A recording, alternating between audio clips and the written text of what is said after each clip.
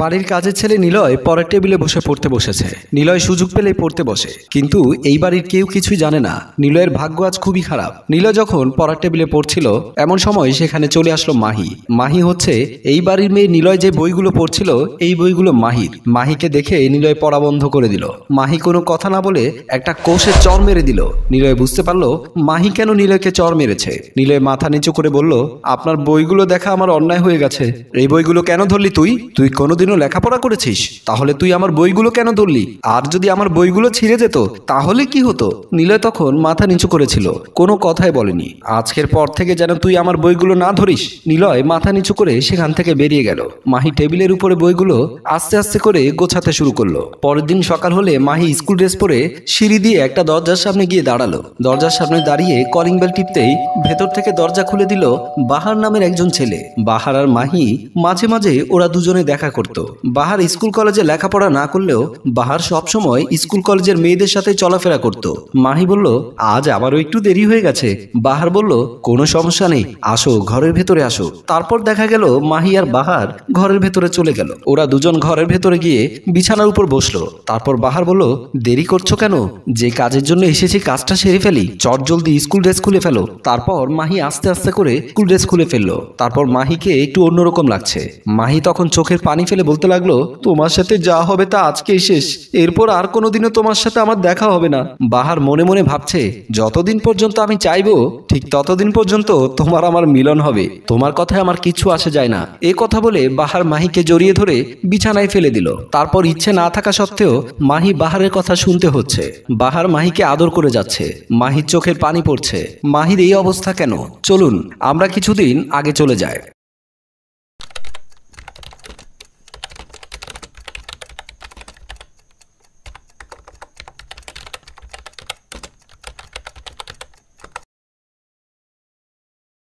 মাহি বিছানা থেকে উঠে বসলো।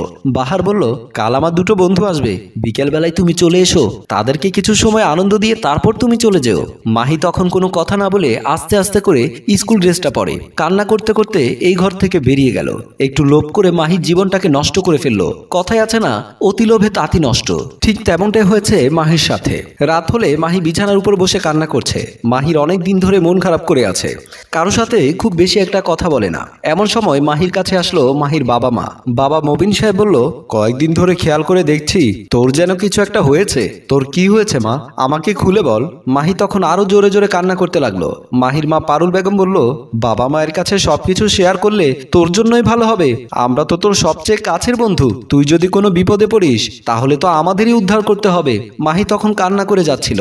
বাবা মাকে ঘটে যাওয়া সব কথা কি করে বলবে, এইসব কথা ভেবে যাচ্ছে। এমন সময় পর্দার আড়ালে দরজার সামনে এসে দাঁড়ালো কাজের ছেলে নিলয়। নিলয় আড়ালে দাঁড়িয়ে মাহির সব কথা শুনছিল। মাহি বলল, বাবা আমার সাথে যা হয়েছে এটা যেন কারোর সাথে না ঘটে। তারপর মাহি কান্না করতে করতে সব কথা খুলে বলল। মাহির বান্ধবী মাহিকে কিভাবে ঠকিয়েছে। তারপর আর কোনো কথা না বলে মাহিকে জড়িয়ে ধরে সান্ত্বনা দিতে লাগলো। কান্না করতে শুরু করলো। পর্দার আড়ালে দাঁড়িয়ে থাকা নিলয় ভাবতে লাগলো, ম্যাডামের সাথে অনেক বড় অন্যায় হয়েছে, ম্যাডামকে ন্যায় বিচার পাইয়ে দিতে হবে। পরের দিন সকাল হলে মাহি বাহারের কথা মতো বাহারের বাড়িতে চলে গেল। মাহি আর বাহার দুজনে বসে আছে। মাহি বাহারকে বলল, আমাকে আর এরকম কাজ করতে বাধ্য করো না, আমার এসব আর ভালো লাগে না। কাল রাতে আমার বাবা মা সবকিছু জেনে গেছে। আমি আমার বাবা মাকে সবকিছু বলে দিয়েছি। আমার বাবা মা তোমার কোনো ক্ষতি করবে না, দয়া করে তুমি আর আমার কোনো ক্ষতি করো না। বাহার বলল, তুমি তোমার বাবা মাকে সবকিছু বলে দিয়ে খুব বড় অন্যায় করে ফেলেছো, শাস্তি তোমাকে পেতেই হবে। মাহি বলল, আমার বাবা মা তোমার কোনো ক্ষতি করবে না, তারা আমাকে কথা দিয়েছে। বাহার যখন মাহির হাত ধরে ঘরের ভেতর নিয়ে যেতে চাইলো ঠিক তখনই নিলয় পুলিশ অফিসার সাইফুলকে নিয়ে ড্রয়িং রুমে চলে আসলো। পুলিশকে দেখে বাহার আর মাহি ভয় পেয়ে গেল। মাহি বলল, তুমি এখানে কি করে আসলে? নিলয় বলল, কাল আপনার মা বাবাকে আপনি যখন কথাগুলো বলছিলেন এই সব কথা আমি শুনে ফেলেছিলাম। আপনাকে একটা কথা বলি, জীবনে বড় কিছু করতে হলে অবৈধ পথে গিয়ে করতে হয় না। আপনি কি জানেন আমি একজন শিক্ষার্থী, আমি আপনাদের বাড়িতে কাজ করে আবার লেখাপড়া চালিয়ে যাচ্ছি। এতে করে আমার কোনো কষ্ট হয়নি, কষ্ট করে যে বড় হতে পেরেছে সেই সার্থকতা পেয়েছে। আপনি সামান্য গিফট পাওয়ার লোভে এত বড় একটা জালে জড়িয়ে গিয়েছেন। এই লোকটা আপনার অনেক কিছু করতে পারতো, তবে এখন থেকে আর করতে পারবে না। পুলিশ অফিসার সাইফুল বলল, আপনাদের মতো কিছু মেয়েদের জন্য এরকম ছেলেরা সুযোগ পায়, আপনারা যদি এই সুযোগগুলো না করে দিতেন এই ছেলেগুলো কখনোই সুযোগ পেত না। মনে রাখবেন, অন্যায় পথে কিছু করে সফলতা পাওয়া যায় না। হ্যালো ভিউয়ার্স, গল্পটি আপনাদের কাছে কেমন লেগেছে? গল্পটি যদি ভালো লেগে থাকে লাইক কমেন্ট শেয়ার করে আমাদের সাথেই থাকুন। এত সময় ধরে আমাদের ভিডিওটি দেখার জন্য আপনাদের সবাইকে অসংখ্য ধন্যবাদ।